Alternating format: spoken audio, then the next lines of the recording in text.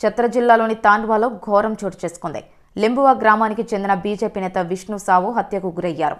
తెల్లవారుజామున కొందరు గుర్తు తెలియని వ్యక్తులు అతని ఇంటికి చేరుకొని తమతో పాటు రమ్మని ఒత్తిడి చేశారు. అనంతరం ఇంటి నుంచి 2 నుంచి 3 కిలోమీటర్ల దూరం తీసుకువెళ్లి గొంతు కోసి హత్య చేశారు. సమాచారం అందుకున్న పోలీసులు ఘటనా స్థలానికి చేరుకొని మృతదేహాన్ని స్వాధీనం చేసుకుని దర్యాప్తు ప్రారంభించారు. ఈ ఘటనకు ఎన్ఐఏ కేసులో సాక్షిగా ఉన్న విషయమే కారణమై ఉండొచ్చని గ్రామస్తులు అనుమానం వ్యక్తం చేస్తున్నారు. టీపీసీ తీవ్రవాదులు ఈ దారుణానికి పాల్పడ్డారని కుటుంబ సభ్యులు ఆరోపిస్తున్నారు. పోలీసులు హంతకుల కోసం గాలింపు చర్యలు చేపట్టారు. విష్ణు సావు హత్య పట్ల గ్రామంలో తీవ్ర ఆగ్రహావేశాలు వ్యక్తమవుతున్నాయి. టీపీసీ తీవ్రవాదులు బీజేపీ నేతలను లక్ష్యంగా చేసుకుని దాడులు చేస్తున్నారని స్థానికులు ఆవేదన వ్యక్తం చేస్తున్నారు. ఈ ఘటనపై బీజేపీ శ్రేణులు ఉగ్రరూపం దాలుస్తున్నాయి. ఇక టీపీసీ తీవ్రవాదులు అంతకుముందు కూడా రాజకీయ నాయకులను టార్గెట్ చేసిన ఘటనలు ఉన్నాయి.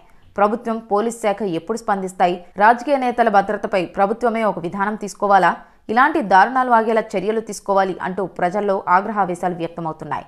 ఇది కేవలం విష్ణు సావు హత్య మాత్రమేనా, లేక మరిన్ని కుట్రలు జరుగుతున్నాయా?